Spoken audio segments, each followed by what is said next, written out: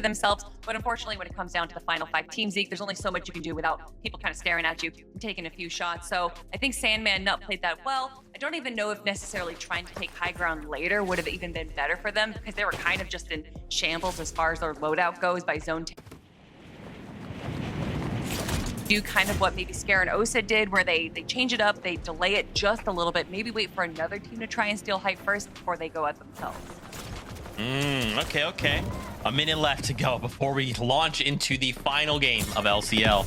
Also wanted to highlight here just really quickly, we saw Day kind of have a moment here on high ground, and I thought, yo, this is a really good spot. Look at this loadout. Look at their mats. I mean, they have things to work with here, and then it just didn't quite pan out.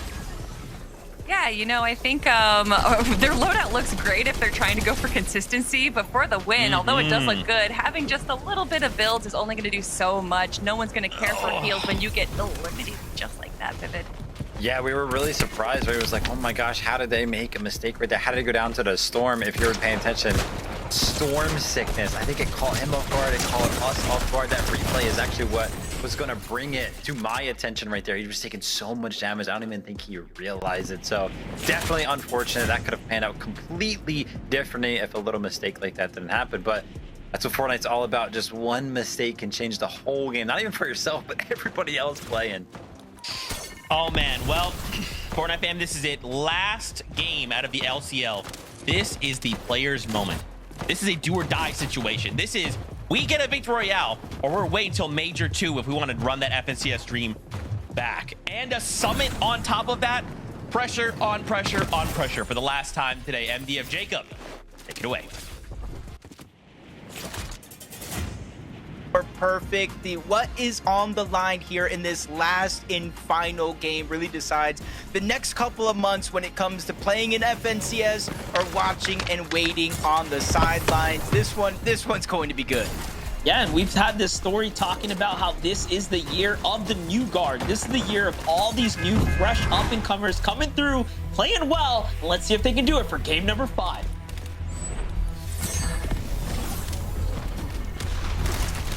Whether you're an up-and-coming new player to the spotlight or somebody that's been here for years, one thing I know for sure, pressure either bursts pipes or makes diamonds, and there's only one final team left in this lobby that will get an opportunity to shine bright.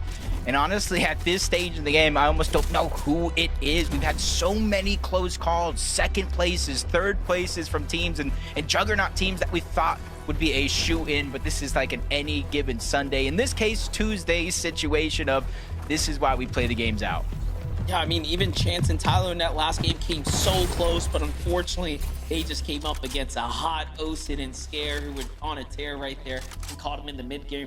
There are still very much players that, like you mentioned, are veterans that are highly skilled. Gretz and Veer are still in the lobby as well.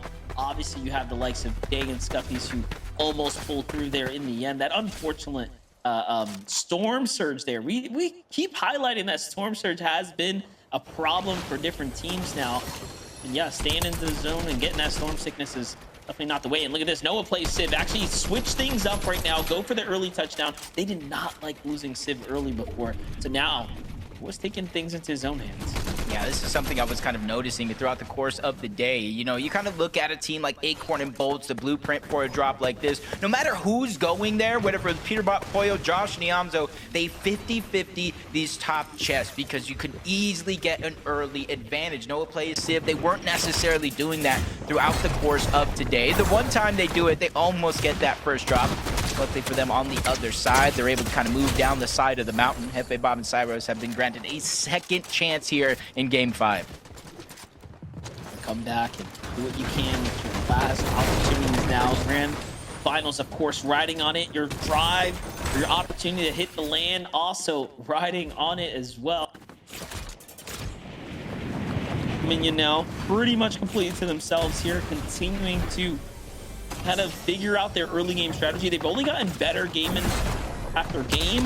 Whatever they did last round, though, to figure out that early Storm Surge, they have to do again, right? That has been their problem in mid games, making it to end game. Last game, it was looking so good before Veer got dropped on the less.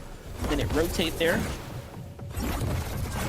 It's kind of tell it's like a whole different feel in a lobby like this, especially when this is your last chance. Wave and Amen. We saw phenomenal plays throughout the course of that last game, them barely able to survive. Well, now you gotta have that happen yet again. Phenom's hot on the chase, and Lightning does not strike twice for them. Phenom and Pods are going to not only get that elimination, get all that loot, and they have a good surrounding land now that they can kind of call their own and farm up. And back on over to this side of the mountain. The fight we knew would break down. It's only a matter of time. Civ and Noah plays.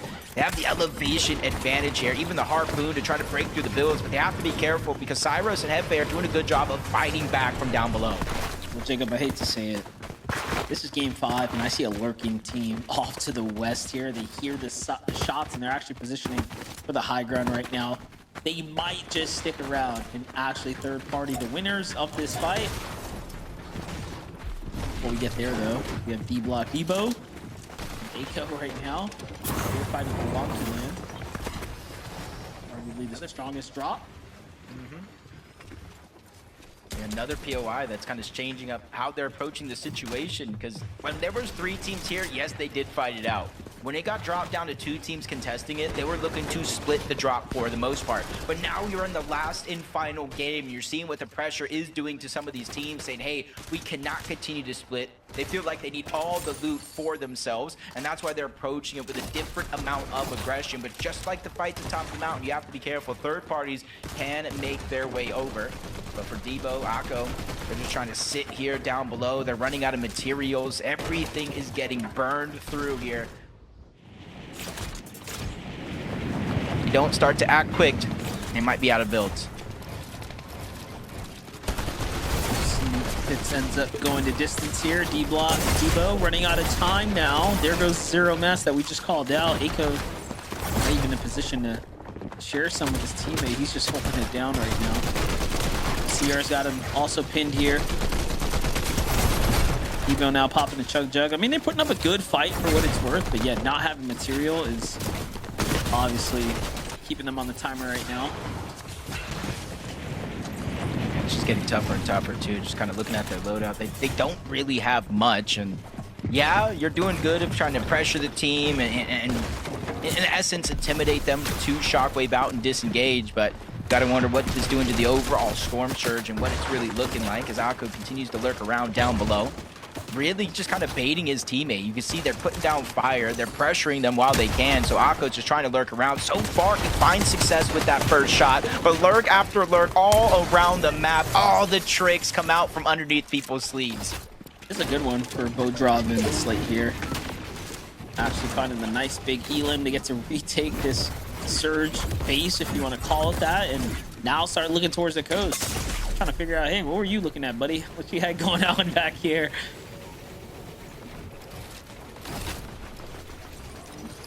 They've had some success in this game so far. Slayton is duo been able to get at least up into an 8th place, so they do have the recipe not only to make it to the end game, but get in one of those final 8 teams. And with a couple of heavy hitters out of this lobby already with their tickets punched to the grand finals, hopefully that eases up a lot of the tension and pressure that a lot of teams are going through here. But that kind of puts that decision in your head. Do you go for the high ground late? Is it 8th zone? Is it 12th zone? We've seen a mixture of both throughout the day. Back on over to Wonky Land, where neither one of these teams look like they want to give it up just yet. Not only do you have the mending machines, the mini game that's there, but you can also use the Wonky Wheel to try to rotate if the zone continues to max pull towards the south. OG jumping into the box, finding Yo 5 right there. The finish for the Siphon to keep him in the race. Not bad at all. They get 2 eliminations here at the Sandy Strip. And remember, every team that falls now, your chance at the Major 1 Grand Finals is officially come to a close and it's over. This is the last game of the evening now. It's all gonna come down to this. So Cyros and Hefe re-initiating the fight now this time. They're the ones calling the shots here on Dave. Stood around a little too long here at the drop. It's kind of interesting for Cyrus and Hefe because they already went through a disengaged fight at the top of the mountain against Noah Plays and his duo, and now they're just approaching Wonky Land. Again, probably looking for resource here since most of it was split between them and a whole nother team. Damage, possibly a bonus. but timing here is going to be crucial because the longer and longer you stay here, the higher chances of you getting storm sickness, and that already has proven to play a huge role, as we saw in that last game. Yeah, most definitely. And it just creeps up on you, right? That storm sickness at the very end. There's no way for you to really tell kind of how close you are to it. But, you know, for CR and Day here, I mean, they go from fighting one team and then, like, obviously right into this one. So not quite catching a break just yet. Noxy, Angel continue to play that split hold on these mountains here. And the zone continues to come this way. So a little bit of favoritism so far. This time they have Amplify and Loriz.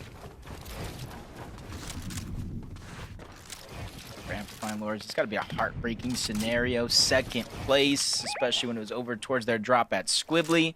You don't get very many opportunities like that, but you do get one more opportunity here in Game 5. They're close by. Angel, Noxy has some distance between him and his teammate, so in split second, things could change if they're fearing daring enough, but you and I both know, usually up until a Storm Surge actually pops to really let the players know where they stand in the overall game, you'd like to see a little passive play here. 78 still alive, so a little bit more aggressive, but not by much. Yeah, definitely. And I mean, again, every team that, of course, qualifies through now opens up the world, puts a little bit more loot on the map, just generally a net positive. So this last game, we do anticipate to go into somewhat of a slow roll, as everyone has the weight on their shoulders to play for a win right now. Should be no unnecessary battles being taken here. Like Bluff and Snakes right now, still sticking around the Sandy Strip here, so I'm gonna camp this vending machine for the most part. Look at this. You have now the collapse coming in from all angles. And Snakes and Bluff, they're one of the teams that actually stayed together from their heats up until here. Throughout the day, they've already got a 13th and 19th, obviously. A little far away from that first place, but it shows the progression in their game plan. That was actually a big shot for that elimination there over towards Sandy Strip. They not only get all those resources, but you saw his gold count increase just a little bit. You can pass it on over to your teammates, and then depending on what spawns at the menu machine, whether it's a medkit, patch up, or if you get blessed with the Chug Jug or splashes, they definitely do have options here in the fifth and final game of the day. Oh, look at that shot one more time. 148 is crazy from that range. That's why Tito just dipped on his teammate there. No need to stick around at that point. Cosmo, Stacks, they were listening in. Not interested in sticking around for nothing here at the Riptides.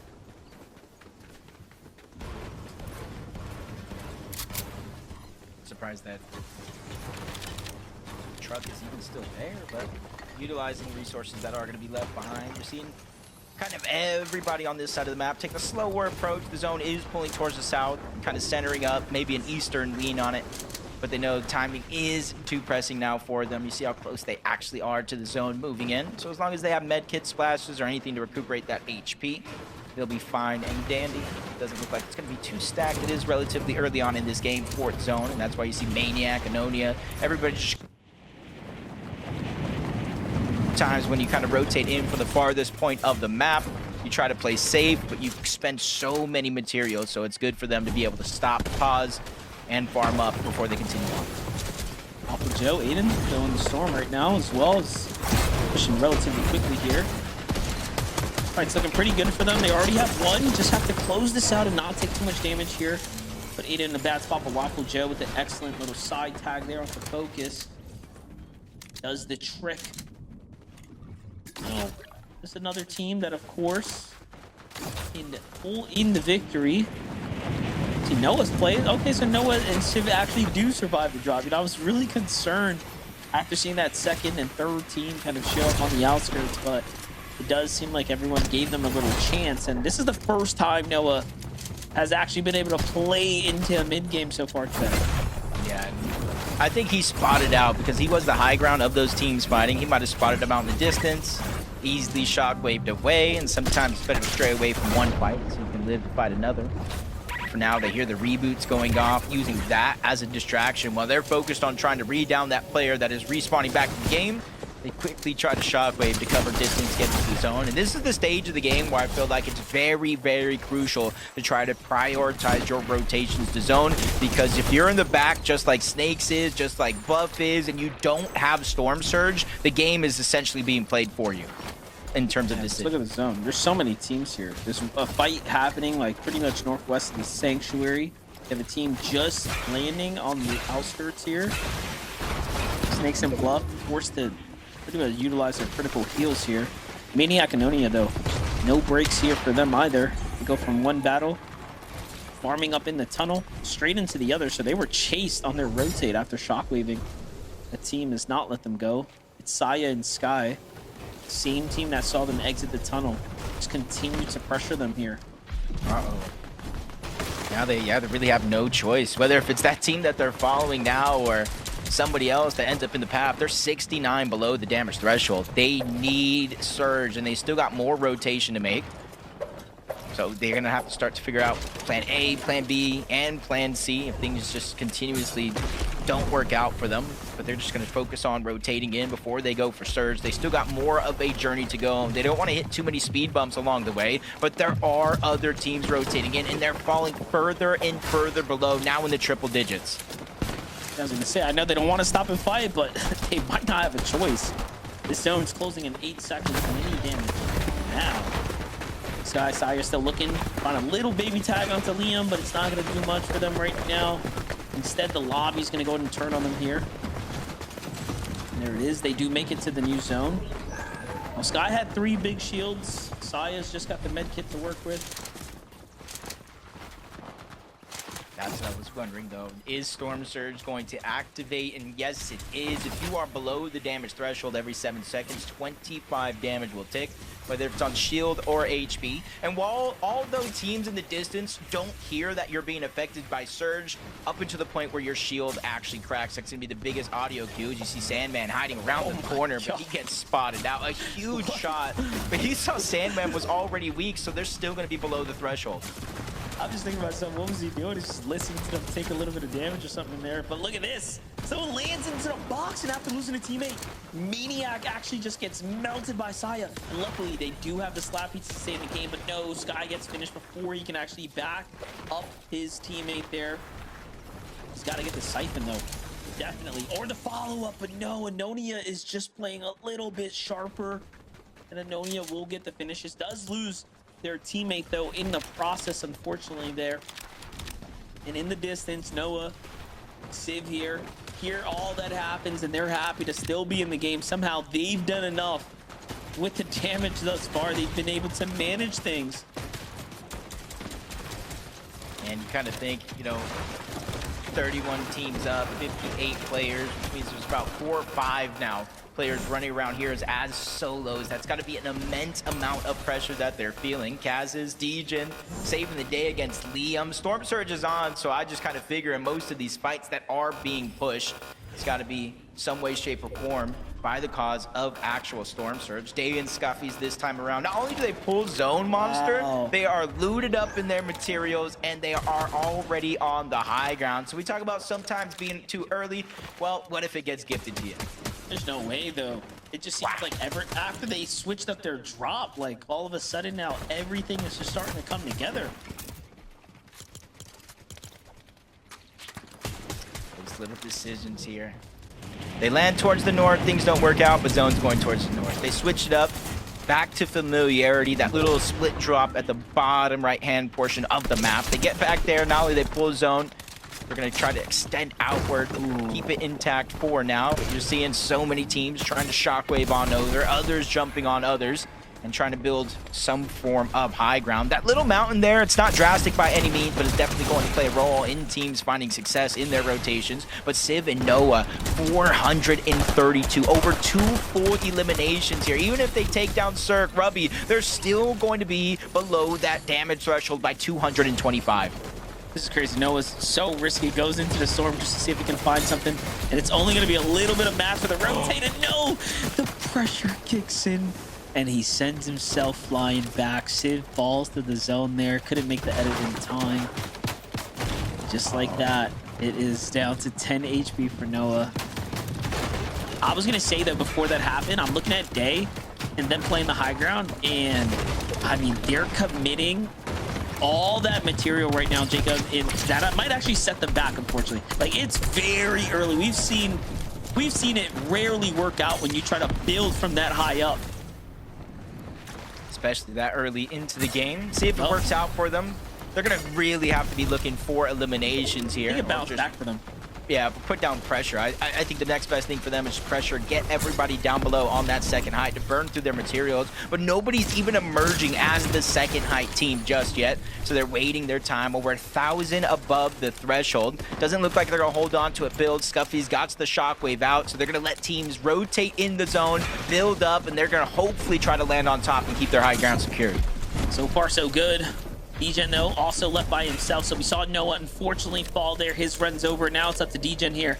No shield, 48 HP, and a shockwave would have dreamed, but no, he gets sent out backwards there, so unfortunately, could he get sent too far in? Meanwhile, Threats and Veer buying their time once again into another endgame here. The last one fell a little short. This one looking a bit better as he sees a knock player right in front of him, goes up. It's the finish, and now trying to get Aiden as well there. The loot falls to low ground. This is the greed that you read about, but Veer is willing to fight for it. Yeah, I almost feel like in the back of their heads, they might need it. You can see Threats at peace, running low on those hard materials, just trying to gain them back. Scuffy's Day, they give up that high ground. You probably have the same thought as they did. Might be too early. We can return back up here later on in the game with those shockwaves. 21 teams still alive. If this mattered, it would be placement point haven for a lot of these teams, but it's only the win that moves you into the grand finals, and that's why you think you see so many teams dropping down low. They don't want to be a part of the chaos that is the high ground. Stan Duffy's still looking good here. Stuffy's mats is now about halfway through. Meanwhile, high ground, Highlands, Oak, and Electro go back up for height now. There's still 40 mats, so this is not too bad as far as like what you have to work with. And the Combat AR is also looking really good right now. So they have pressure in the loadout. Angel Knox is still alive. Day loses Scuffy's on the rotate there, and now he's down to just a singular mat. So this is all just come crashing down. And it's looking pretty rough down low. I think if you're solo here, you're really starting to feel the pressure. Hands probably getting sweaty as it is, but for Day, he has the experience, multi-time FNCS champion, but how much does that really matter? 2 builds left, trying to make his way in. Oak from the high ground gets the elimination, drops down to pick up the builds, and that could truly be the difference maker. Nobody in the 10th zone so far is sending toward that high ground. We still got 2 zones to go, so you cannot let up off the gas just yet.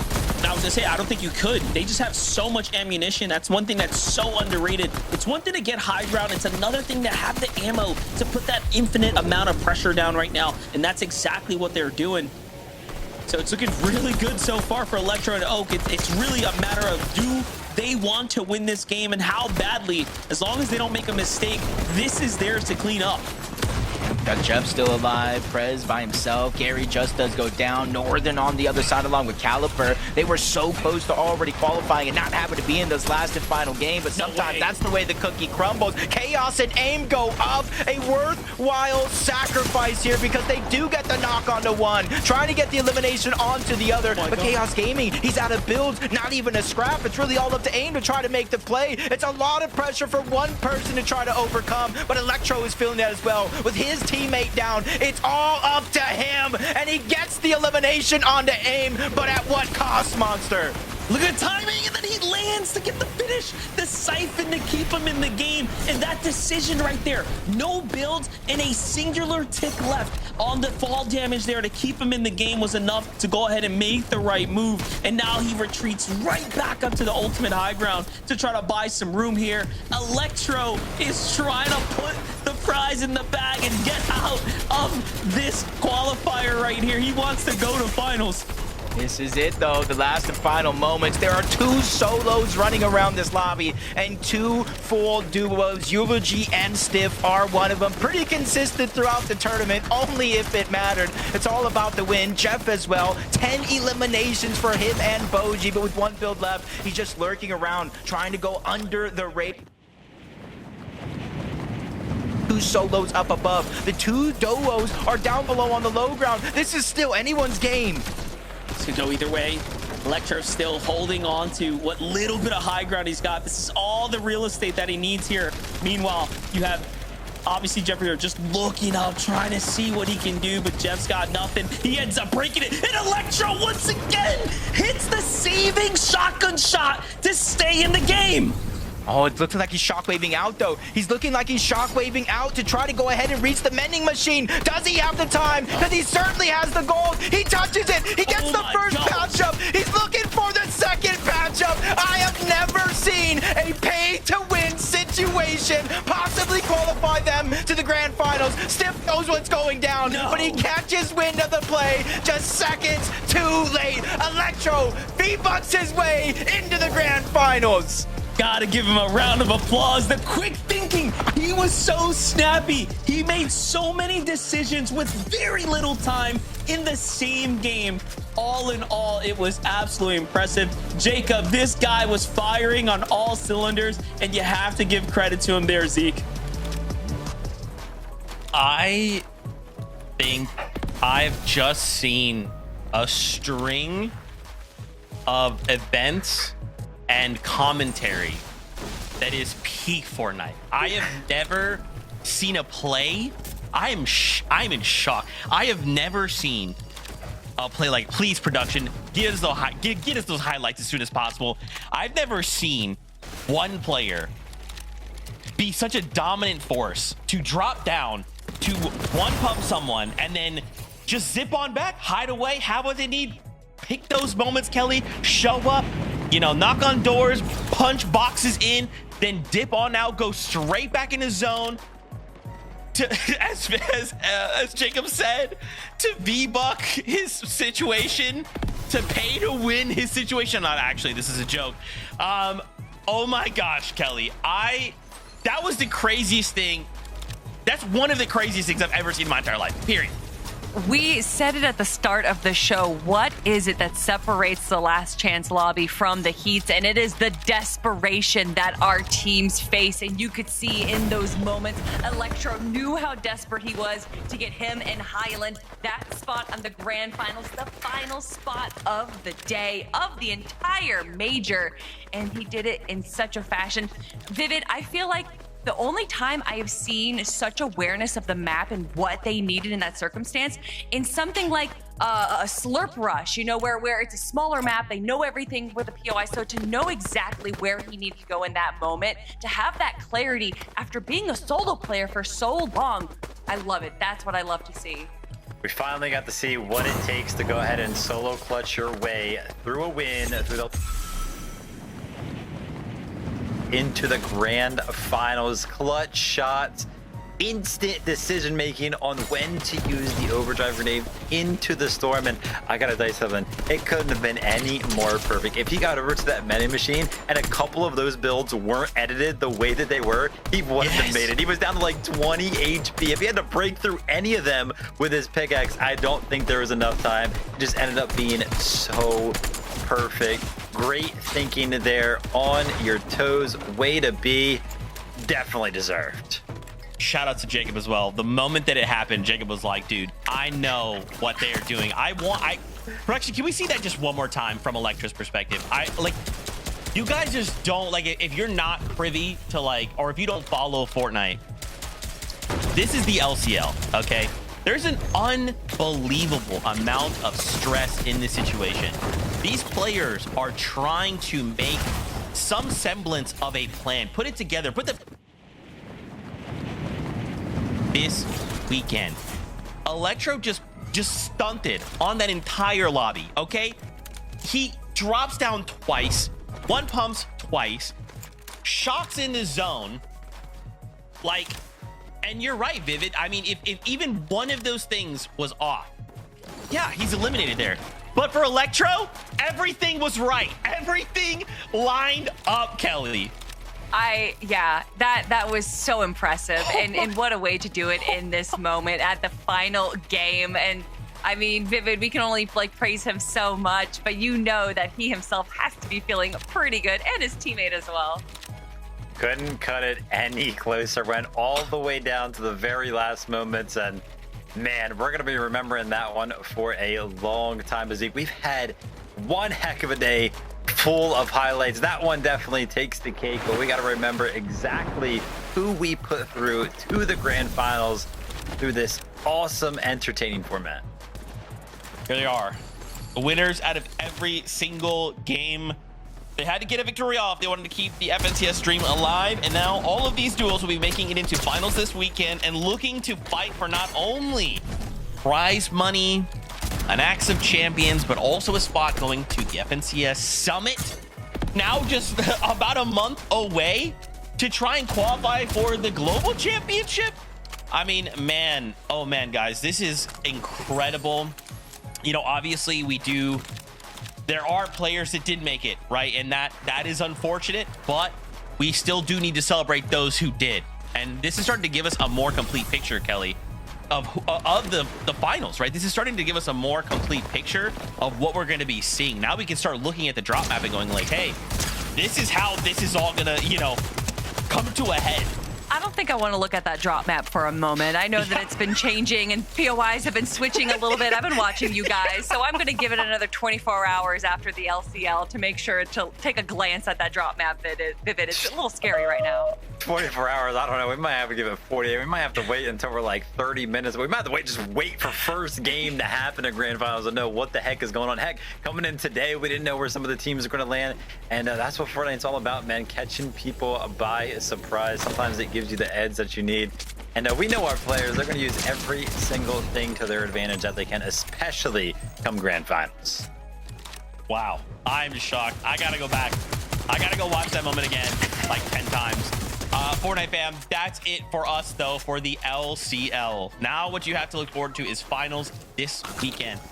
NA, EU, all fighting for their spots going to Summit, for Axe of Champions, for titles and glory, all this weekend. You do not want to miss it. It is going to be a phenomenal time. Now, of course, we do have a little bit of downtime before then, so until we see you this weekend, we love you, keep yourself safe, and we'll see you on that Battle Bus. Beep, beep. Beep.